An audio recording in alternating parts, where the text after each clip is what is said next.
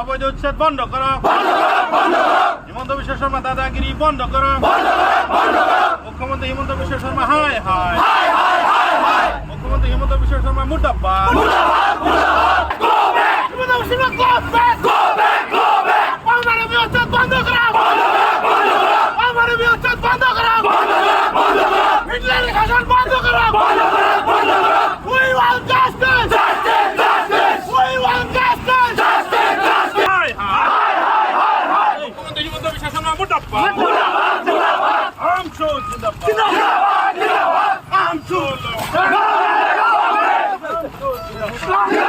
কি কম কবলৈ কোনো ভাষা নাই। বৰ্তমান যি অসম চৰকাৰে যি আৰম্ভ কৰিছে বাছি বাছি সংখ্যালঘু মানুহখিনিক উচ্ছেদ কৰি যি জ্বালা যন্ত্ৰণা দি আছে তাৰ প্ৰতিবাদত আমি সদৌ অসম সংখ্যালঘু ছাত্ৰ সন্থাৰ আমছুৱে হিমন্ত বিশ্ব শৰ্মা ডাঙৰীয়াৰ প্ৰতিমূৰ্তি দাহ কৰিবলৈ ওলাইছিলোঁ।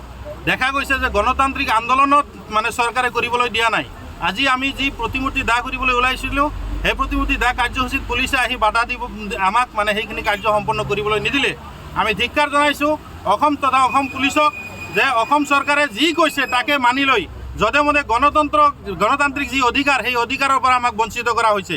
ইতিমধ্যে আপোনালোকে দেখিছে বিভিন্ন ঠাইত উচ্ছেদ কৰিছে।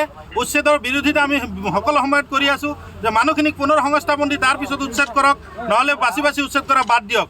আজি হিমন্ত বিশ্ব শৰ্মাই নিলজ্জ নিচিনা আজিও সংবাদ মাধ্যমত তেখেতে প্ৰকাশ কৰিছে মই উচ্ছেদ কৰিয়ে থাকিম। উচ্চতম ন্যায়ালয়ে বাৰে বাৰে নিৰ্দেশনা দিয়াৰ পিছতো এই উচ্ছেদ বন্ধ কৰা নাই।